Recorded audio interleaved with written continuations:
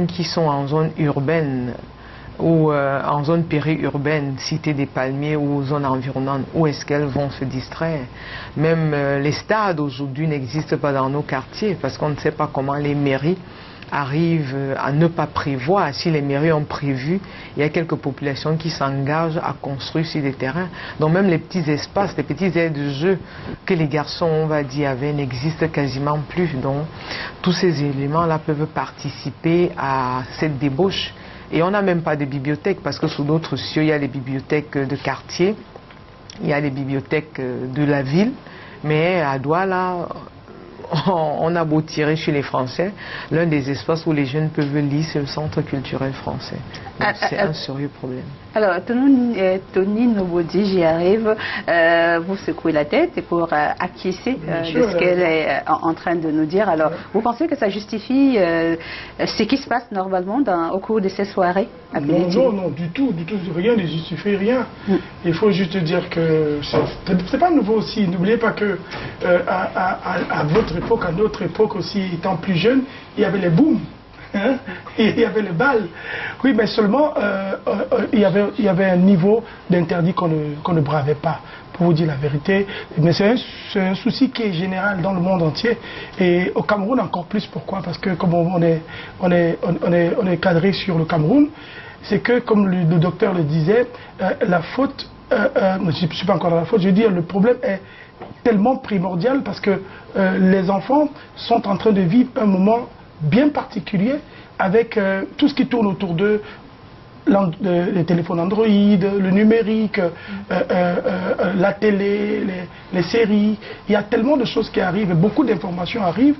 Ce n'est plus la même époque, donc les dérives deviennent encore de plus en plus rudes. Il s'agit de quoi? De mimétisme, d'insuffisance de tout ce que Dr Wogen a évoqué, le mélange des deux finalement? Moi je pense que c'est tout. On n'oublie pas aussi, je ne veux pas dire la fuite ou l'échec des parents. Il y a quelque chose qui se passe en tout cas.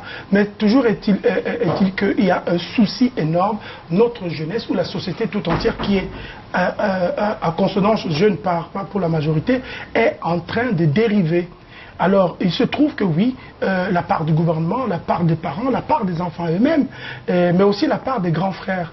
Parce que ça, il faut aussi le dire, c'est la raison pour laquelle je suis là à la télé aujourd'hui. Je défends le rap conscient, je défends la musique consciente, c'est-à-dire la culture à sa place, parce que la culture, c'est ce qui nous reste pour mettre les gens sur les rails. Et cette culture est capable, à un moment, de ramener les gens à la dérive. Si on chante des choses qui ne sont pas, entre guillemets, conventionnelles, et vous savez quelle est la force qu'a la culture ou à la musique. Donc voilà, tout ça a un sens dans ce projet. Alors, un sociologue, quand il a analysé cette situation, un sociologue français nous fait savoir que la société a de plus en plus de mal à faire de la place aux adolescents. Ça, c'est d'après l'analyse de ce sociologue-là, Dr Wogen. Tony nous parle des dérives qui sont observées dans le cadre de la culture et qui ont un impact direct sur la jeunesse aujourd'hui. Est-ce que vous feriez cette lecture, vous? Pas vraiment, parce qu'on est dans un environnement où les modèles ont quasiment disparu. Parce que quels sont les modèles qu'on va présenter aux jeunes? Parce que s'il n'y a pas de modèle, le jeune n'a pas de repère. Comme étant donné que dans notre société, c'est l'antisocial qui est devenu la norme, qu'est-ce que le jeune, lui, il va copier? Parce que quand un enseignant va en classe mal habillé, fume devant ses élèves, ou un enseignant fume devant les étudiants, est mal habillé, ça pose problème. Donc si ces modèles de référence là disparaissent, et que d'un autre côté, la famille démissionne, l'État démissionne, les jeunes sont dans l'obligation de se débrouiller par eux-mêmes. Si vous observez dans la ville de Douala et certainement dans d'autres villes, les salles de cinéma sont désormais réquisitionnées par les églises dites de réveil, donc ça pose un problème. Et les jeunes non plus que... Et je dis bien, je ne veux pas dédouaner les jeunes, hein, parce qu'il faut toujours qu'on essaye de se démarquer, mais ces jeunes-là sont aussi dans une sorte de démission. Ils se laissent... emporté quasiment, ils ne revendiquent rien. On ne demande pas aux jeunes de casser, mais que lorsqu'il y a un problème, qu'on interpelle les personnes qui sont censées apporter des solutions. Mais on parle de l'adolescence comme étant une période de fragilité quand même aussi, non? Oui, mais quand on parle même de la jeunesse, on parle de la tranche de la population entre l'enfance, et le jeune adulte. La maturité. Donc on va voir, si on veut parler des jeunes aujourd'hui, on va dire que ce sont les enfants qui sont âgés entre 12 et 20, 21 ans. Ça veut dire qu'on est sensiblement entre la classe de 6e, 5e et le Master 2 pour l'enfant qui a fait un parcours sans faute. Donc est-ce qu'avec, si on a tous été à l'école, sachant qu'on a un baccalauréat, un master, est-ce qu'on ne peut pas prendre conscience de sa vie? Or, il y a des enfants aujourd'hui qui ont, moi je dis souvent, le culte du diplôme. Et là, c'est notre société qui fonctionne ainsi, où un enfant a un baccalauréat, après le baccalauréat, c'est un BTS en A, après le BTS 1, il fait le BTS 2. Donc, c'est vraiment le culte du diplôme. Et toute la société y participe à plusieurs niveaux. Parce que ce soit ceux qui prennent les décisions sont mal prises. Et il y en a qui sont là, qui se font de l'argent sur le dos de la jeunesse. Et c'est ça qui pose problème. Parce que comment comprendre qu'on ouvre des instituts où on va dire... on distribue des diplômes et à ce moment-là, on ne forme pas une jeunesse pensante. Et cette jeunesse qui a déjà des problèmes à la base et qu'au sommet, on n'arrive pas à récupérer, que ce soit au niveau institutionnel ou au niveau sociétal, autant pour moi, on ne peut pas avoir de résultats. D'où la place de la culture. Donc la jeunesse qu'on a aujourd'hui n'est que le produit de ce qui est préfabriqué? Oui, nous sommes... enfin... Quand je dis nous, on est à l'époque à l'aide des préfabriqués. Donc. Ces jeunes-là participent, la société participe d'une certaine manière à ce qui leur arrive, mais tout simplement ce qu'on souhaite, c'est qu'ils prennent conscience. Parce que moi, je vois des étudiants qui n'arrivent pas à former une phrase sujet verbe complément. Et je leur dis, vos parents ont raté leur mission. Mais maintenant où vous avez une certaine conscience, c'est à vous de corriger cela. Donc si ces jeunes-là eux-mêmes ne se prennent pas en main, il y aura problème. Donc ce n'est pas tant la société, mais on devrait se prendre en main en tant que jeune et ne pas s'abandonner à tout ce qu'il y a autour de nous. Parce qu'il y en a quand même quelques-uns qui essayent de se démarquer. Tony, vous avez souvent organisé des fêtes pour jeunes. Qu'est-ce qui était permis, qu'est-ce qui était interdit? On peut le dire en quelques secondes avant de prendre la bien évidemment. Même quand j'étais encore plus jeune, j'organisais des fêtes avec mes amis. Et il y avait de la drogue, du sexe, de l'alcool? C'est comme le docteur a dit, tout part de l'éducation, tout part de ce que les parents vous ont inculqué. Aujourd'hui, il y a une démission des parents pour certains. Et les enfants sont laissés à eux-mêmes. Donc c'est un peu ça. Marie-Léonie, on prend des cas pratiques là tout de suite. On commence par Caroline qui a été victime d'abus sexuels dans un Tilling. Oui, alors Caroline, elle est invitée par une amie de classe alors qu'elle est... Elles sont étudiantes en première année à l'université. Donc son ami lui dit, viens, j'ai une manifestation, j'ai un Tilling, j'aimerais que tu m'accompagnes. Caroline lui dit, mais bon, moi je connais personne à cette soirée. Elle lui dit, non, tu vas te faire des amis, c'est pour ça les Tilling. Caroline y va, elle se retrouve dans le milieu d'alcool, de cigarettes, de nourriture. Elle se dit, oh ok, ce sont des jeunes comme moi, l'ambiance se fait bon train, elle se fait des amis, il y a des jeux de séduction. Mais malheureusement pour Caroline, elle se réveille le lendemain à 16 h et avec la sensation d'avoir eu des rapports sexuels. Ce qu'elle néglige parce que pour elle, bon, ce n'est qu'une idée qu'elle se fait, c'est la fête peut-être, c'est son ami qui l'a peut-être déshabillée pour elle. Mais 3 mois plus tard, elle subit les conséquences de cette idée qu'elle s'est faite au départ là, parce qu'elle est enceinte d'un monsieur qu'elle ne connaît pas et aujourd'hui, Caroline, son fils, il a 1 an. Donc, sur l'acte de naissance, c'est marqué père inconnu. Alors, Dimitri, drogué et confondu, on l'a pris pour un malfrat, Dimitri. Oui, Dimitri, lui, malheureusement pour lui, à une soirée, il s'est retrouvé en train de marcher dans la rue, dans un état qu'il ne s'explique pas encore lui-même. Donc, il était tout nu et avec une fatigue inexplicable aussi. Tout ce qu'il avait dans la tête, c'est « je veux m'allonger, je veux m'endormir, je suis fatigué ». Alors, la première maison qu'il croise sur sa route, elle est ouverte, il entre, il s'allonge, il s'endort. Donc, il y a une petite fille de la maison qui le découvre, elle a peur, elle appelle sa grand-mère. Sa grand-mère aussi apeurée, appelle la police et alerte la population. La population, avant l'arrivée de la police, commence à le ouvrir de coups. Heureusement pour lui, à peine on commence à le ouvrir de coups, la police arrive, le sauve de la vindicte populaire. Quand il reprend un peu ses esprits, il demande qu'on appelle sa maman, qui elle aussi est du corps armé, pour qu'elle confirme qu'il n'est pas un malfrat et qu'il est peut-être dans un état où il a consommé assez d'alcool. Ce dont Dimitri se rappelle, c'est qu'il a été invité à une soirée par un de ses amis qui est médecin et qui l'incitait à consommer de l'alcool. Et on va terminer par le cas de Sandra, victime de chantage. Oui, Sandra aussi est invitée par un de ses amis à un chilling. Quand elle arrive, la propriétaire des lieux l'accueille de façon charmante. Elle est étonnée elle-même vu qu'elle ne connaît pas la dame. Elle se dit, bon, je suis une jeune fille, c'est peut-être l'une des connaissances de mon ami. Donc, on l'accueille, on lui sert des plats somptueux, on lui sert de l'alcool. Elle a une table à elle toute seule qui est différente de la table des autres. Bon, elle se dit, c'est la fête. Pourquoi pas? Si c'est mon ami qui m'amène, je mérite. Elle se sent privilégiée. Voilà, je mérite peut-être tout ce qu'on me sert. Donc, elle consomme. Elle se retrouve en train de fumer de la cigarette. Au petit matin, quand elle se réveille, elle est dans un lit. Elle est toute nue. La dame lui explique qu'elle était fatiguée et que pour qu'elle se repose mieux, elle l'a mise dans ce lit. Elle lui a fait prendre un bain, elle l'a mise dans ce lit en attendant qu'elle se réveille. Quand Sandra rentre chez elle, elle commence à recevoir des messages. Elle ne comprend pas puisqu'elle n'a pas donné son numéro à la dame. Son ami lui dit non, je lui ai donné ton numéro parce qu'elle t'a trouvé intéressante. La dame commence à lui faire des avances. Elle ne comprend pas. Quand elle refuse, la dame lui envoie des vidéos de toutes les deux, Sandra et la dame, toutes nues dans un lit en train d'avoir des rapports sexuels. Elle a effondré, elle ne comprend pas. Et la dame lui dit, soit tu acceptes, soit je publie les photos. Donc, ça fait 2 semaines aujourd'hui, Caroline a arrêté d'aller à l'école parce que, étant démoralisée, elle ne sait pas quoi faire. Elle ne sait pas s'il faut se plaindre ou s'il faut garder ça pour elle. Ou elle dit qu'elle ne sait même pas s'il faudrait qu'elle se suicide aussi, par exemple. Alors, on en reparle sur ce plateau avec Dr Wogeng, Tony Nobodier. On va recevoir Kevin dans un instant. Après le premier reportage, Chilling, le piège de la débauche. Reportage.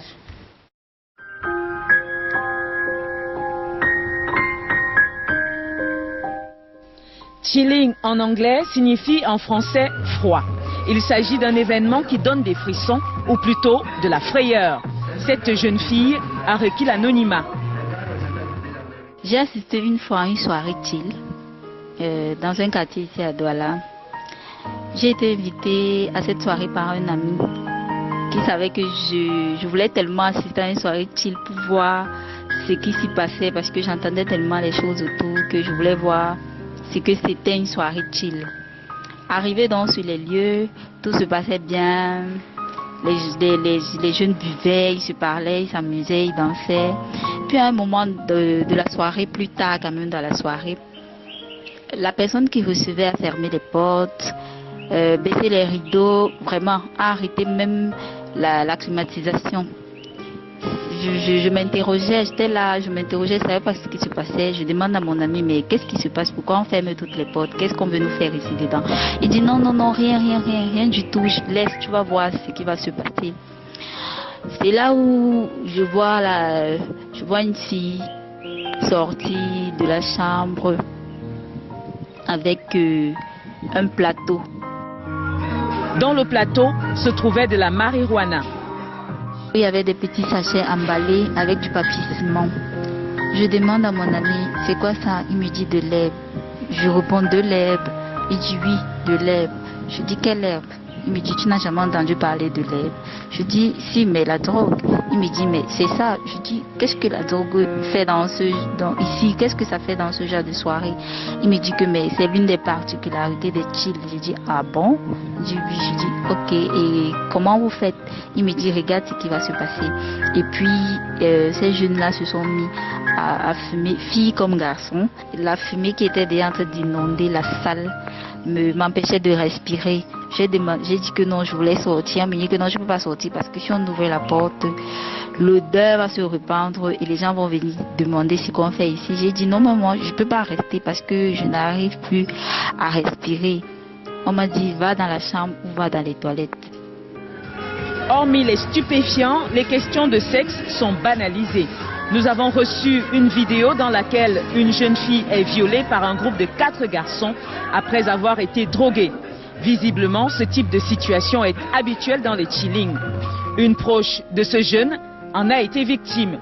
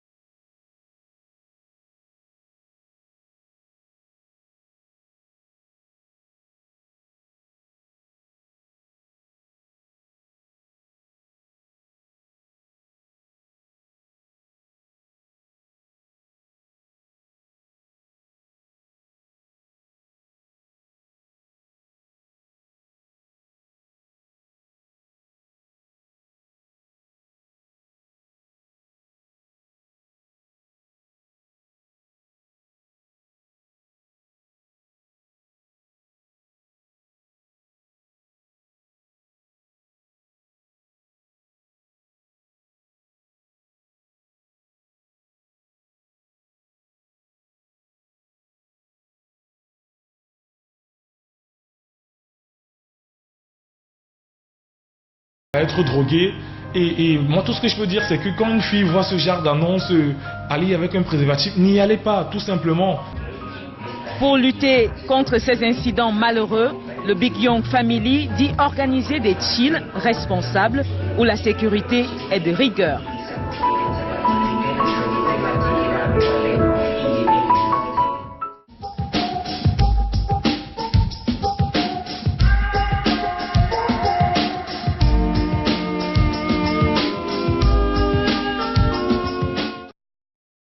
De retour sur ce plateau, nous avons quelques messages venant de nos téléspectateurs sur notre page Facebook / dans le Saré.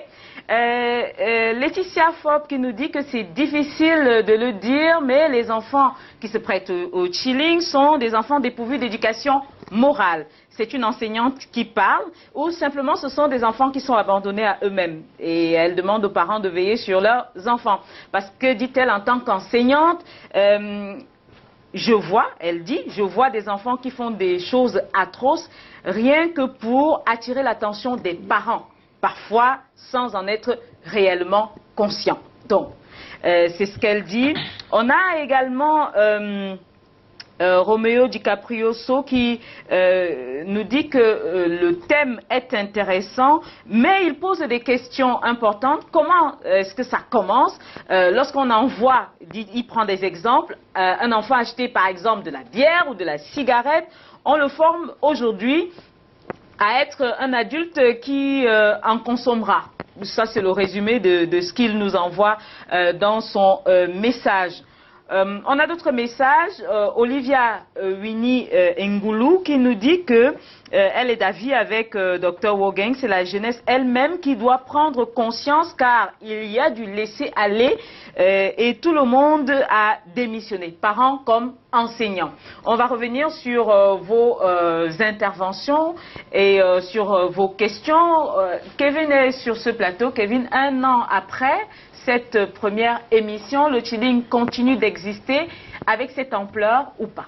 Bon, déjà, bonsoir à tous sur le plateau. Bonsoir Bienvenue, à tous les téléspectateurs. Bonsoir, Kevin. Donc voilà, il est forcé aujourd'hui de dire que les chillings continuent à exister et de plus belle même encore. Voilà, on va le dire comme ça aujourd'hui. Donc les fêtes continuent bien sûr et persistent encore. Les fêtes qu'on appelle ici chilling, voilà, dans tous les quartiers de la ville de Douala, qu'on soit en zone urbaine ou en périphérie, les fêtes continuent véritablement et les dérives aussi vont. C'est la question que j'ai failli poser. Les dérives continuent. Malheureusement. À quoi est-ce que ça ressemble?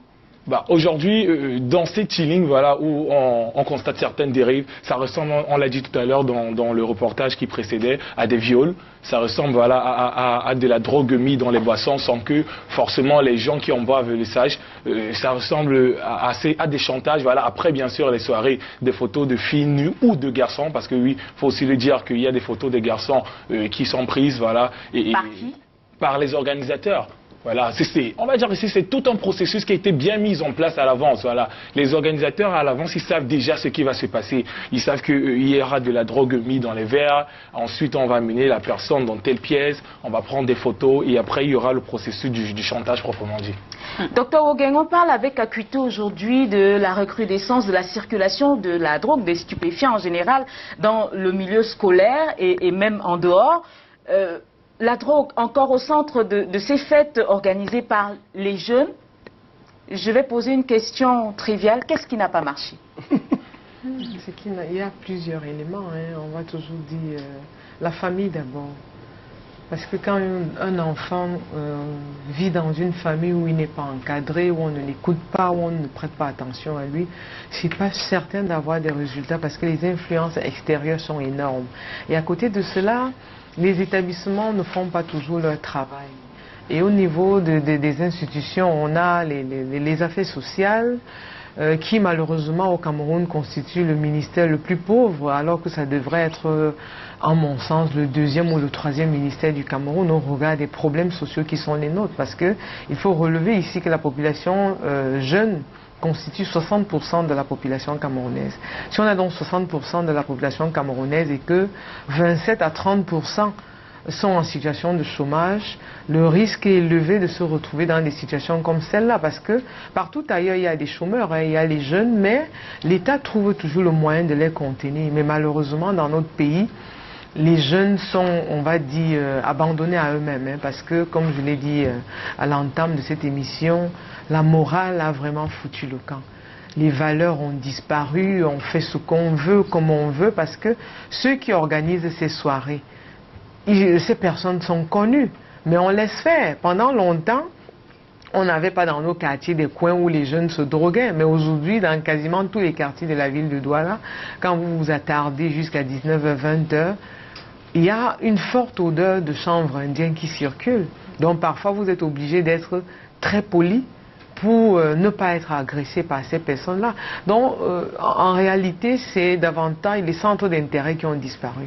Parce que s'il y avait des lieux de distraction, ça permettrait qu'un après-midi, au lieu de se retrouver à faire autre chose, qu'on puisse aller au cinéma, qu'on puisse aller jouer au football, qu'on puisse aller jouer au handball, qu'on puisse apprendre un instrument de musique, qu'on puisse aller lire. Mais tous ces éléments-là ont quasiment disparu. À côté, même, on a des églises, mais qui sont des églises qui sont là plutôt pour extorquer de l'argent. Les gens vendent leur âme en se disant qu'ils sont vraiment en contact avec Jésus-Christ, alors que ce n'est pas le cas. Les gens font semblant de devenir fous pour renchérir, pour me donner l'impression qu'une église est la bonne. Parce que vous allez voir quelqu'un qui voit normalement, et vous êtes surpris de le voir à la télé dire qu'il est né aveugle et que c'est l'église qui a fait qu'aujourd'hui il puisse retrouver la vue.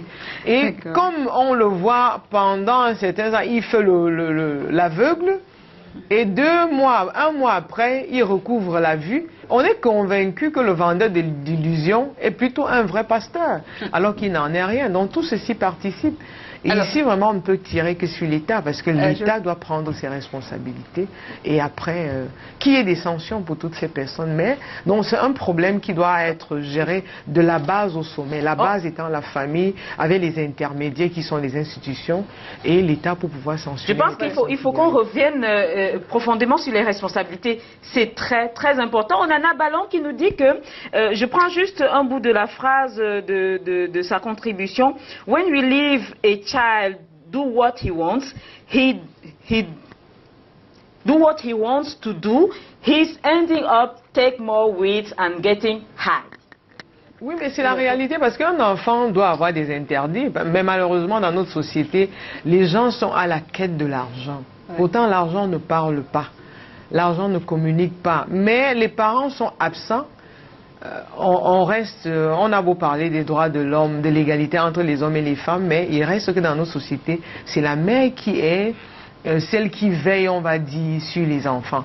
Mais comme on a des femmes qui sont à la quête de l'emploi, et elles ont un travail, on pense que ce sont dans les gadgets, là, tablette à gauche, téléphone dernier cri, que quand on offre des éléments compensatoires. Oui, ça compense. Et à la fin, comme on n'est pas présent, on pense que la manière d'équilibrer la famille, c'est de les laisser faire ce qu'ils ont envie de faire, et ça pose problème à la fin. Alors, les pouvoirs publics, Tony Mnobodi, qui ont abandonné, on va le dire comme ça, la famille également qui ne sait plus du tout où mettre de la tête, et les jeunes qui crient au désespoir peut-être. Est-ce que c'est leur façon de se faire entendre? Mais oui, véritablement. Lorsque vous êtes laissé à vous-même, qu'est-ce que vous faites? Vous êtes enclin à faire n'importe quoi.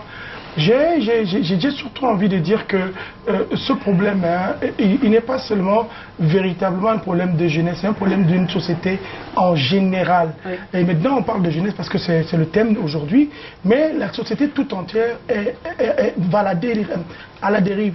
Il faut seulement dire que le boulot que nous avons, nous tous, en tant que... Moi, je m'appelle formateur, et ce que nous faisons ici aujourd'hui, c'est un peu le même boulot, c'est que nous devons véhiculer des valeurs, et nous devons être très très serrés sur les lois, les respecter, mais surtout prévenir, parce qu'il y a un boulot de prévention.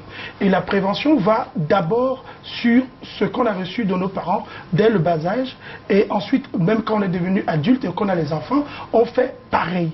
Et vous allez remarquer que la plupart des parents aujourd'hui ont aussi démissionné. Ça, je voulais aussi attirer l'attention du fait qu'eux-mêmes, la vie ne les laisse pas, comme on dit au quartier, c'est dur. C'est un peu dur, c'est-à-dire on suit plutôt comme le docteur disait, on suit l'argent et on oublie la famille. Et aujourd'hui, pourquoi? Parce que les gens sont appauvris. Et ça recadre, ça relance encore le grand débat de la mauvaise division des biens et des richesses. C'est-à-dire qu'il y a des gens qui sont forcés à travailler 10 fois plus, mais on va tout mélanger, mais on va simplement dire aussi que, quoi qu'il arrive, qu'on soit riche, qu'on soit pauvre, c'est le même résultat. Parfois, les jeunes... Et j'aimerais bien qu'on revienne sur, je vais appeler ça ce courant de la musique urbaine que vous avez dénommé. Le hip-hop.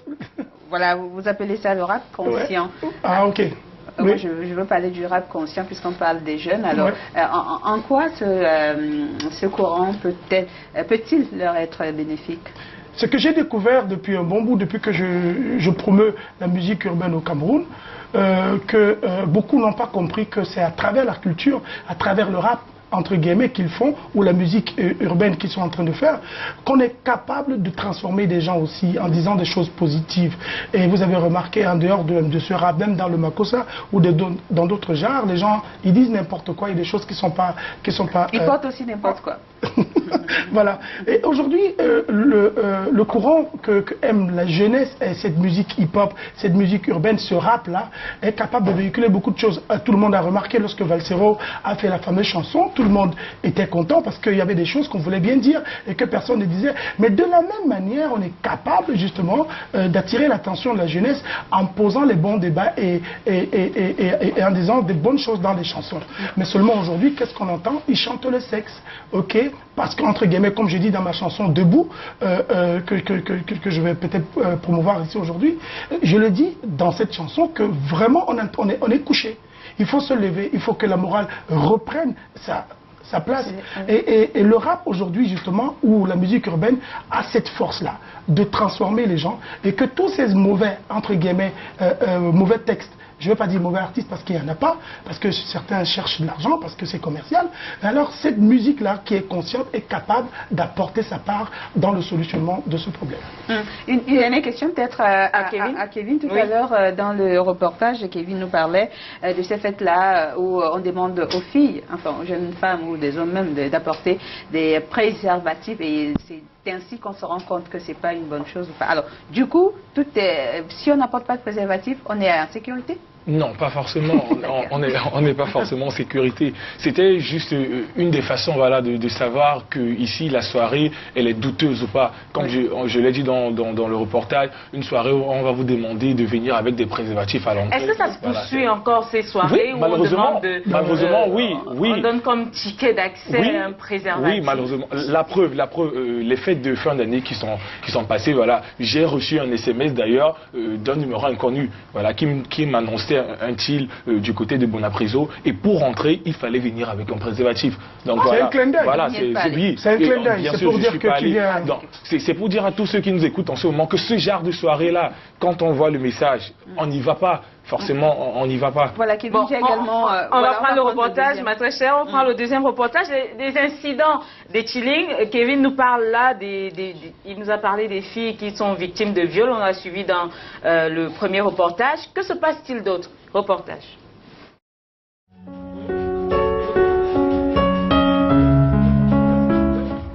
Retour sur les traces d'un incident enregistré au quartier Bonangan à Bonamoussadi en juillet 2016.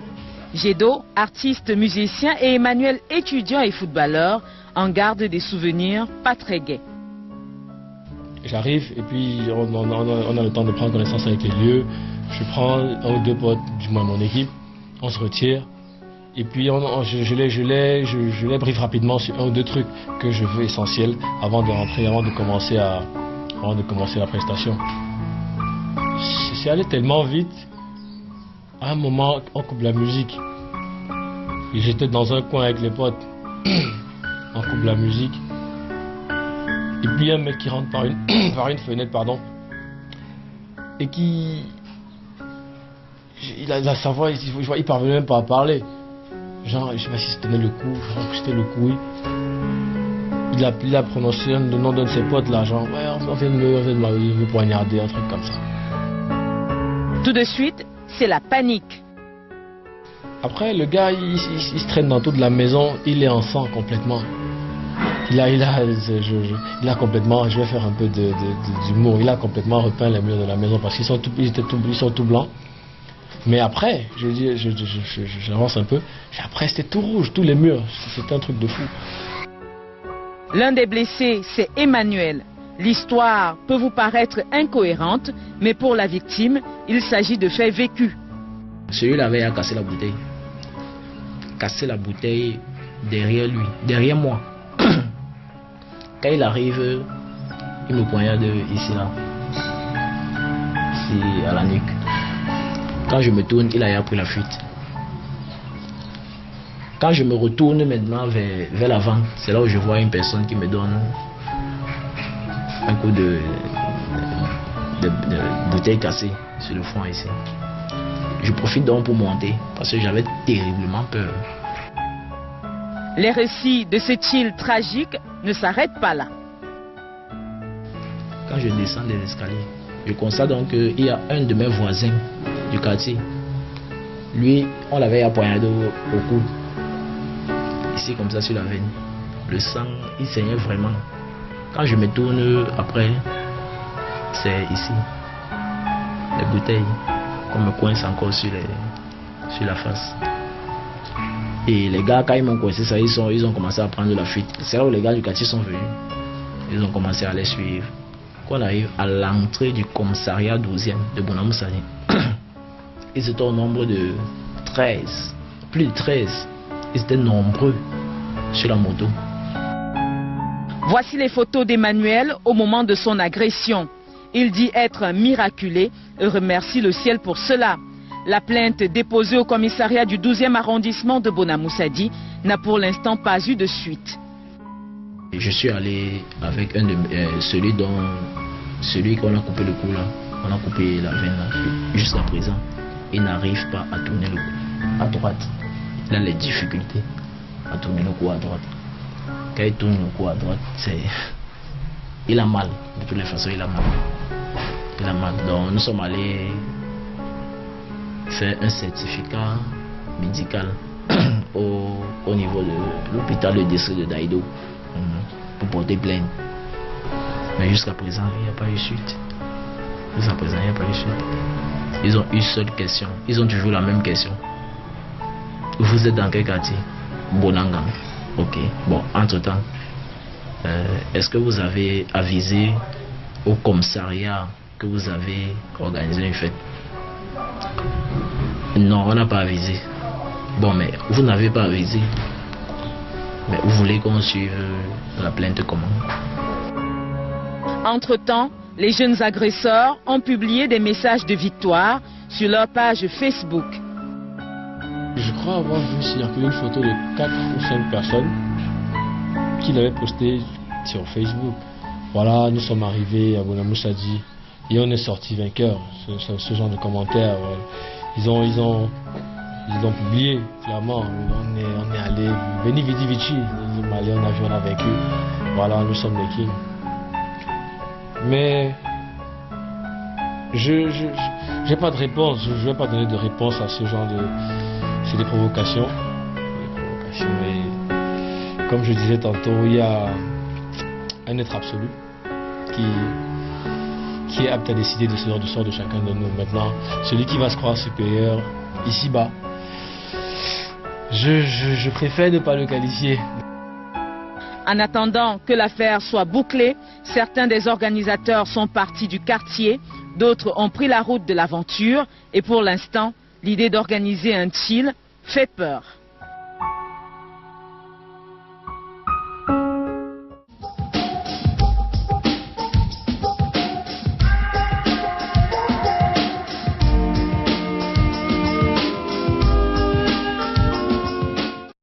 Malik Idriss nous dit que les filles sont très exposées à ces soirées. Il déconseille vraiment aux filles de fréquenter ces milieux, même comme elles le font par imitation. On parle de mimétisme ici, une fois de plus. C'est pas obligé d'y aller, dit-il. Il suffit de dire non, N-O-N. Héloïne Violetta nous dit que la jeunesse est une étape difficile. Trop juger les jeunes ne sert à rien. Ça va toujours exister. Les parents sont souvent la cause parce qu'ils compriment les enfants, et une fois qu'ils atteignent la liberté, ils se mettent à faire n'importe quoi. Je pense que Dr Oguin va réagir. Prenons d'abord Fleur Tamo qui nous dit qu'il faut, la faute revient aux parents qui donnent un laisser-aller aux enfants. Ça, c'est le contraire absolu hein, de ce qu'Elohim nous dit, qu'il donne un laisser-aller aux enfants dès leur bas âge. Il dit qu'il a une connaissance qui était également victime d'un chilling. La personne a été violée, c'est une fille, et s'est retrouvée le lendemain dans l'auberge toute nue, et 3 mois après, elle s'est rendue compte qu'elle était enceinte. Et donc, Fleur exhorte les jeunes filles d'être prudentes et de ne pas s'adonner à de l'alcool. Alors, Dr Oguin, quand vous regardez ce reportage, vous voyez ces agressions, c'est carrément de l'insécurité, des jeunes qui sont poignardés, etc. Vraiment, c'était un bain de sang, je le dis, parce que j'ai rencontré certaines victimes, j'en ai rencontré plusieurs. Quelle est votre réaction? Je pense que ce qui arrive est une caractéristique particulière à la société qui est la nôtre. On est désormais dans une société très violente où 60% de la population est abandonnée à elle-même, où personne ne contrôle quasiment rien. Parce qu'on n'allait pas croire que les soirées pour jeunes n'existent pas sous d'autres cieux. Ces soirées existent, mais il y a des limites à ne pas franchir. Or, dans ces sociétés-là, ce sont des sociétés qui sont nettement mieux organisées que les nôtres. Mais si dans les nôtres, les gens ont démissionné, parce que quand cette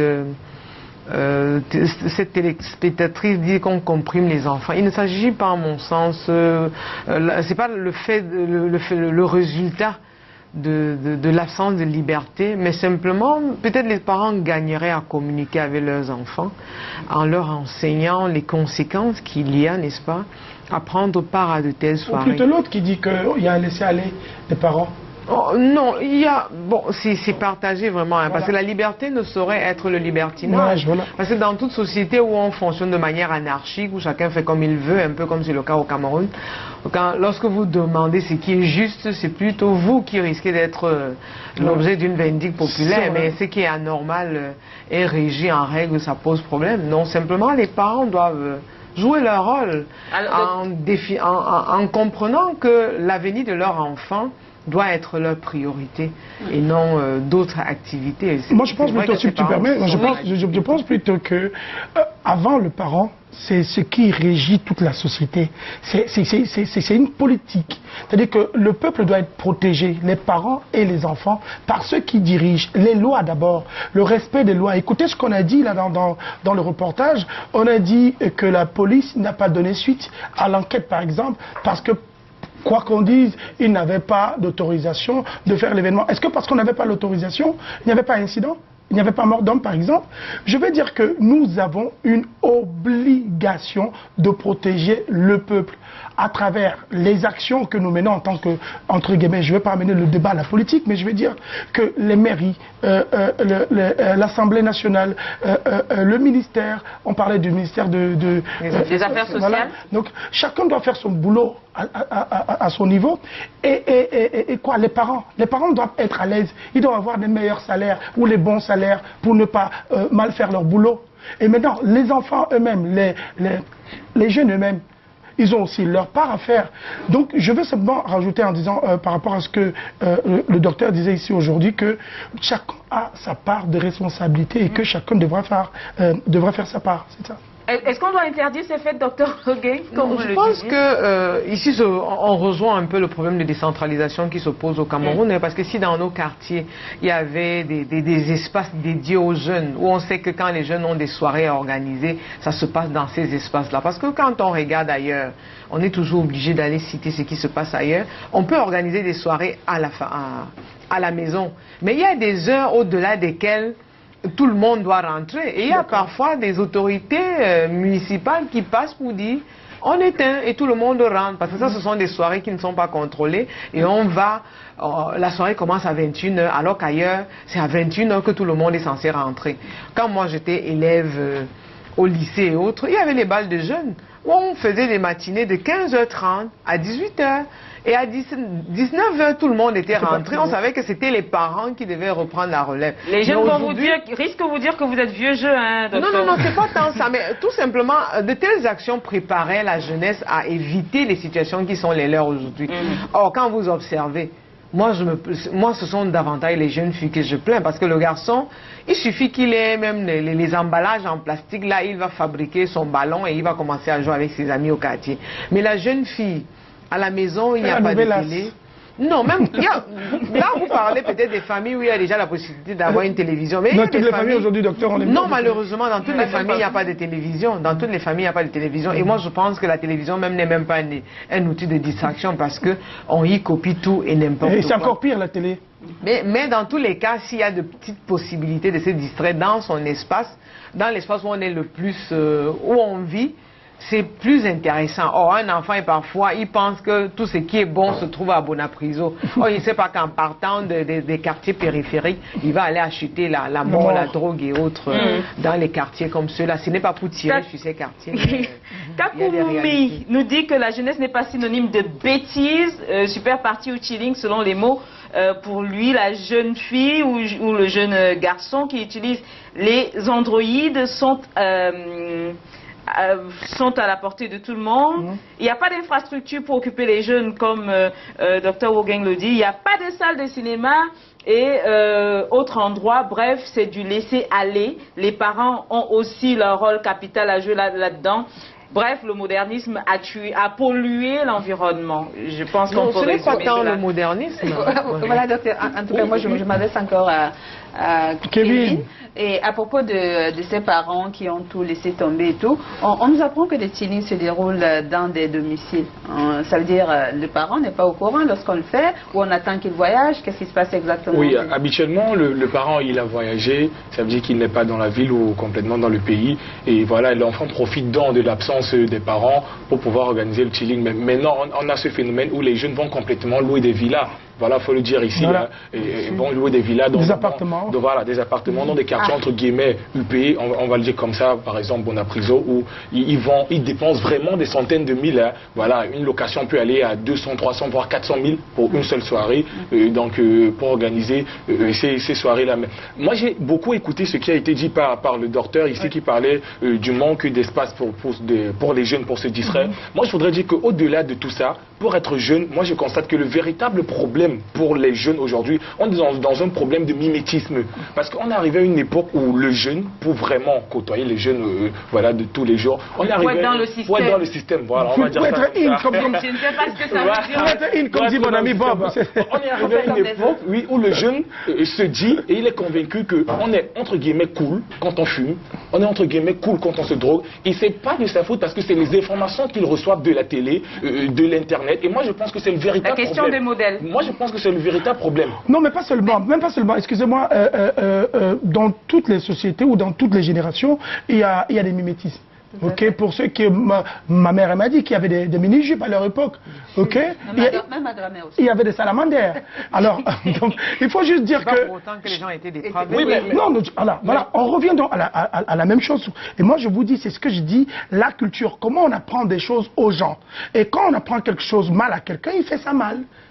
Moi, je pense tout simplement que on va parler le grand frère Tony a parlé tout à l'heure de l'époque du numérique et tout. Moi, je pense que en Afrique et particulièrement chez nous au Cameroun, on a donné l'arme, entre guillemets, je vais l'appeler comme ça, le numérique aux jeunes, sans toutefois dire comment utiliser cette arme. Et c'est ça le véritable problème. On ne nous a pas éduqués sur la véritable façon d'utiliser l'Internet ici chez nous. Mais Kevin, voilà. Est-ce que les jeunes ont vraiment envie de s'éduquer sur la question aussi? Oui, oui. Attends, mais Internet lui-même nous donne la manière de l'utiliser. On va certainement y revenir après le troisième reportage que nous allons prendre, parce qu'on parle de chilling. Qu'est-ce que c'est? Réponse dans ce reportage.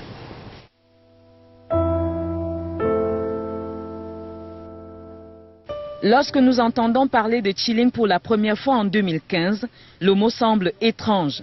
Surtout que cela avait trait à un incident malheureux enregistré à Yaoundé. Une jeune étudiante avait trouvé la mort à l'issue d'une rencontre chill et les réseaux sociaux en avaient fait écho. D'ailleurs, les noms de jeunes artistes avaient été évoqués à l'occasion. Alors, nous avons entrepris cette émission parce que ne comprenant pas de quoi il s'agissait. Ça a plusieurs appellations, chilling. Oui, c'est une fête qu'on organise dans des maisons. On s'organise plusieurs personnes. Oui, ça dépend. Il y a les titres privés, il y a les titres ouverts. Les titres privés, c'est plus entre amis. L'idée du chill, c'est un peu, je veux dire, un plagiat qu'on a pris de l'extérieur, vous voyez. Oui, c'est là où on est au chill, au Cameroun. Et tu vois, de nos jours, c'était un peu compliqué pour des jeunes d'aller se défouler en boîte de nuit parce qu'il n'y avait pas assez de moyens. C'est là où le chill naît, vous voyez. Par contre, c'est plus facile pour un jeune d'apporter une bouteille de Sky, aller à une fête, s'amuser pour toute la nuit jusqu'au petit matin. Le chilling, c'est donc un concept venu d'ailleurs. Le nom d'origine, c'est Skin Party. Déjà, ce sont des fêtes qui se sont organisées, qui ont débuté en Angleterre, plus précisément à Londres. Donc, avec le temps, ici au Cameroun, on ne connaissait pas ça déjà. Ça s'est propagé après en France et c'est récemment que ça a fait son apparition au Cameroun. Si le chilling s'apparente à la Skins Party, cela veut dire un mélange d'alcool, de drogue et de sexe. Bref, il s'agit de fêtes no limites dans lesquelles tout est permis. Kevin se souvient de sa première fois. Je découvre les chillings très jeune, on va dire je devais avoir 14 ou 15 ans. Donc c'est à travers les réseaux sociaux que je découvre l'événement. À l'époque, je me rappelle, on avait demandé de présenter à l'entrée une bouteille de whisky. Donc naturellement, nous sommes allés dans un marché de la place où on a acheté une bouteille de whisky. C'est avec la bouteille de whisky qu'on a pu entrer ce jour-là. Personne ne vérifie, on ne me demande pas ma carte d'identité à l'entrée, on ne me demande pas mon âge, j'ai juste présenté ma bouteille, puis j'ai pu accéder à la soirée et j'ai profité pleinement. Beaucoup de choses se passent, des choses bien comme des choses pas bien. Donc bon, pour moi, où j'étais ce jour, ça fumait beaucoup, je le redis encore, il n'y avait pas de sécurité, ça buvait énormément. Donc toi le jeune, c'est à toi d'être conscient s'il faut boire ou s'il ne faut pas boire. En général, les fêtes se déroulent dans les domiciles privés, parfois à l'insu des parents. Vous pouvez être 4 ou 5, vous dites que vous allez faire une soirée dans telle villa. Bon, chacun invite ces gens, vous pouvez avoir un nombre limité d'invités, 10, 20. Puis on vote un budget à atteindre. Les recettes qu'on aura, comme la boisson, les amuse-gueules. Oui, on appelle un DJ. On fait la publicité sur le net, les réseaux sociaux et tout. Et bon, la publicité, c'est pas pour, quand c'est fermé, la publicité, c'est pas pour les autres. Hein. C'est juste pour se faire voir, pour savoir que tel groupe organise un chill, mais ils n'auront pas accès. C'est juste pour nous. Voilà. Donc, lorsque c'est un chill ouvert, la publicité, c'est pour tout le monde, pour que tout le monde puisse venir s'amuser aussi comme ça. Et pour que ça, on garde le nom. J'étais au chill de la maison BYF, voilà. Pour avoir accès au chill, les modalités sont allégées. Les chills ouverts, les conditions, c'est la bouteille de whisky qu'on appelle Sky. Dès que tu as ton Sky, tu viens, tu présentes ça à l'entrée et tu passes, bien sûr, si tu remplis les conditions. Il y a l'âge, il y a l'apparence, il y a la tenue, le dress code. Et puis nous apprenons que l'organisation ou la participation à un chilling permet d'intégrer le système. Au départ, c'est pour être dans le système. Parce que je voulais être dans le système, je voulais aussi avoir une cote. Je voulais qu'on sache que Kevin est dans la place aussi. Donc pour être dans le système à cette époque-là, il fallait être dans les endroits où on allait te voir. Donc il va de soi que je voulais aussi être dans les chillings. Je ne voulais pas me faire raconter la chose. Je voulais plus que mes amis viennent me dire c'était comme ça, c'était comme ça. Je voulais aussi découvrir. Une fête de chilling réussie, c'est donc aussi inviter des artistes du système. Je vais prendre l'exemple de mon parrain DJ Fadil, j'aime le citer, qui est un grand monument du système à Douala. C'est un peu ça être dans le système. Ça veut dire avoir plus de 1000 amis sur Facebook, avoir plus de 1000 abonnés sur Twitter, être jeune et être connu. Donc c'est ça, être dans le système. Le système a créé le chilling, mais n'a pas prévu un encadrement régulier.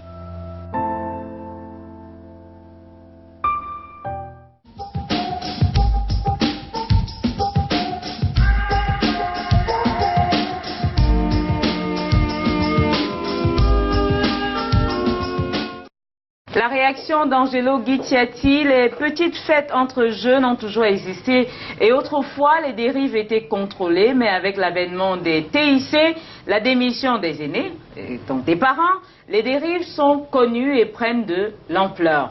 On ne peut pas interdire les fêtes chilling, mais sensibiliser la jeunesse, dit-il. Les parents et enseignants doivent reprendre leurs responsabilités. Yes. Tato Chegoué, le chilling peut finir, sauf si la jeunesse prend d'abord conscience et avec l'appui des parents et de l'État. Jacques Nguyen, à cause de la quête à s'enrichir à tout prix et à cause de la crise économique et morale, parents, dirigeants d'églises, hommes politiques, tous ont oublié leurs responsabilités. C'est terrible pour notre belle République. C'est vrai. Dommage, on ne pourra pas lire la moitié des messages, ce n'est pas possible. On va lire celui de Jusqu'à Bahana qui nous dit que, qui pose une question peut-être à Kevin, pourquoi les jeunes aiment la grande vie, point d'interrogation. Pourquoi se retrouvent-ils au mauvais endroit, au mauvais moment pour être après sous influence des chantages et harcèlements, point d'interrogation. Il ajoute, pourquoi ne pas rester chez soi? Bah, à la question de savoir déjà pourquoi les jeunes aiment la grande vie, moi je dis que c'est un complexe d'infériorité et c'est une question d'éducation. Moi j'aime à le rappeler à qui veut l'entendre. Moi j'ai été éduqué par ma mère, voilà, j'ai eu un père absent et j'ai été éduqué dans ce qu'on appelle une famille catholique. J'ai eu certaines valeurs et pour moi on m'a appris à me contenter de ce que j'ai. Ça veut dire que si j'ai mangé un plat de riz chez moi le matin, je ne vais pas envier le voisin qui a mangé voilà, 6 plats de riz chez lui. Donc c'est en fait une question d'éducation à la base à la maison. Si on t'a appris à te contenter de ce que tu as déjà à la maison, tu n'iras pas envier l'autre et vouloir jouer la grande vie. Alphonse Djené, on accouche les enfants, on n'accouche pas leur cœur. Ça c'est typiquement camerounais pour ceux qui ne comprennent pas. Au Cameroun on comprend très bien. Aussi, il se demande ce que fait la police à partir du moment où le mal est dénoncé. Je pense que c'est le moment. Docteur Oguin, c'est une question intéressante quand même, non? Oui, bon, est-ce que notre police même a les moyens de faire son travail? Parce que c'est ce qu'il faut se poser comme question, parce que parfois, est-ce que tous nos quartiers disposent de postes de police avec des policiers présents? Ça, c'est ce qu'il faut savoir. Moi, je sais que dans mon quartier, il y en a un, mais j'ai jamais vu de policier là-bas. En tout cas, chez nous, à Youpoué, il y en a. Voilà, peut-être à Youpoué, parce que vous êtes à côté de la mer, donc c'est compréhensible. Le port aussi n'est pas loin de là. Donc, il y a plus de choses à protéger à Youpoué que les banlieues où nous avons eu la possibilité d'être locataire, je veux dire. Donc, je ne pense pas que ce soit un travail qui peut être fait simplement par la police, mais il faudrait que, je vais le redire, la sensibilisation a un rôle important. Les médias comme les vôtres et certainement d'autres doivent faire leur rôle qui est celui de sensibiliser au lieu de passer le temps, quelquefois, sans vouloir tirer sur votre chaîne. Mais c'est l'apanage de ce qu'on voit sur les chaînes de télévision. On nous présente des publicités qui n'aident pas, ou ce sont des publicités où on veut juste des rentrées de fonds, alors qu'il y a des publicités qui peuvent vraiment aider, qui permettent de sensibiliser. Faire appel aussi à nos idoles de la musique, aux stars de la musique, aux footballeurs et autres.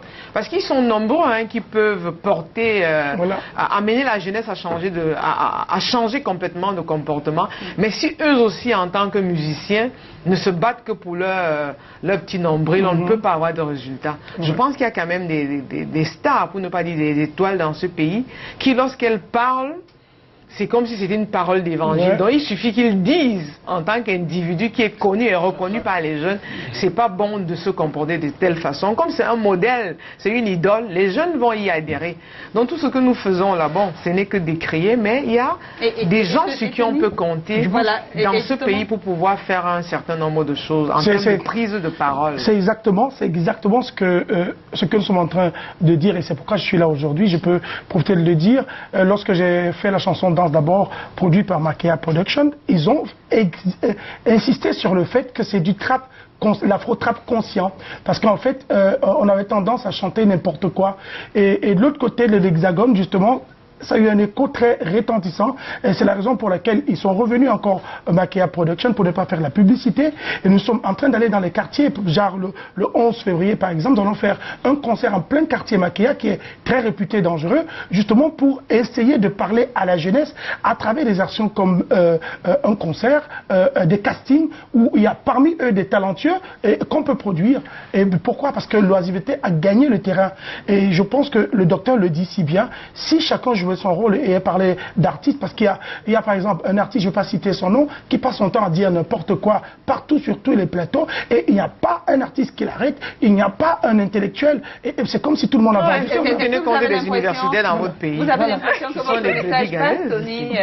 Pardon? Est-ce que votre message Oui, il passe énormément puisqu'aujourd'hui il y a, je crois après la chanson Danse d'abord, il y a plein d'artistes qui ont commencé à retoucher leur texte parce qu'en fait le texte est important et le texte c'est le rap. Et c'est très important, je le disais à la fin de l'année, en 2017, je disais aujourd'hui par exemple on a des artistes qui chantent pas forcément les dessous de ceinture et qui montrent que dans un environnement comme le nôtre, on peut prospérer en ne chantant pas forcément les dessous de ceinture. On a presque fini. La dernière question à Kevin. Oui, je me rends compte, enfin je me suis rendu compte au cours de ces reportages que ce sont des amis, des personnes que vous connaissez, enfin que nous connaissons s'il faut parler, parce que j'imagine que même des grandes personnes aussi, des adultes peuvent se faire avoir. Alors, qui vous entraînent dans des histoires, puisqu'il y a une dame qui a violé une plus jeune. Alors, maintenant, c'est quoi le profil de ces personnes à qui on ne devrait pas faire confiance? On les connaît à l'avance ou pas du tout? Non, d'habitude on ne les connaît pas justement. C'est quand vous arrivez dans une soirée avec des personnes que vous ne connaissez pas, c'est vrai, on y va. Avec une personne que vous connaissez quand même? Oui, on y va quand même avec une personne qu'on connaît, mais faire attention à ceux qu'on ne connaît pas, même si la personne avec qui on y va peut être de mèche avec les organisateurs. Mais très rapidement aussi, si vous permettez, je tiens quand même à préciser ici qu'il y a une grande évolution quand même dans la prise de conscience des jeunes. Parce que je me rappelle encore l'année passée, on avait lancé le phénomène style conscient, sans alcool et sans drogue. On se retrouvait à des soirées à 20, 25 personnes. Voilà, on a failli jeter l'éponge à un moment, mais 2017, les fêtes d'année qui sont passées, on a donc lancé encore le phénomène style conscient et on s'est retrouvé avec 100 à 200 jeunes vraiment à Bonapriso dans une soirée qu'on a organisée parce qu'on a compris que les jeunes veulent sortir. Quoi qu'on fasse, ils veulent sortir. Ils veulent s'amuser. Voilà, ils veulent s'amuser. Maintenant, quitte à ce qu'ils sortent, si on les offrait ce cadre-là, voilà, juste avant qu'on empêche qu'ils sortent. Ça veut dire que si il y a une conscientisation, les choses... Mais bien sûr, bien sûr. Merci d'être venu sur ce plateau. Merci docteur, merci Tony. Merci à toi. Kevin, on reparle de ce sujet peut-être une autre fois et des fêtes de jeunes. Il y a Alphonse, je vais peut-être terminer avec cette interrogation. Il dit, docteur, où est passée la brigade des mœurs? On ne va pas répondre à la question parce que je pense que c'est une question rhétorique. Merci à tous ceux qui ont suivi cette émission et à votre participation. Malheureusement, on ne peut pas lire toutes les interventions. Matrèche, on se retrouve lundi. Avec le même plaisir. Mesdames, Messieurs, merci de nous avoir suivis ce soir. Rendez-vous lundi prochain.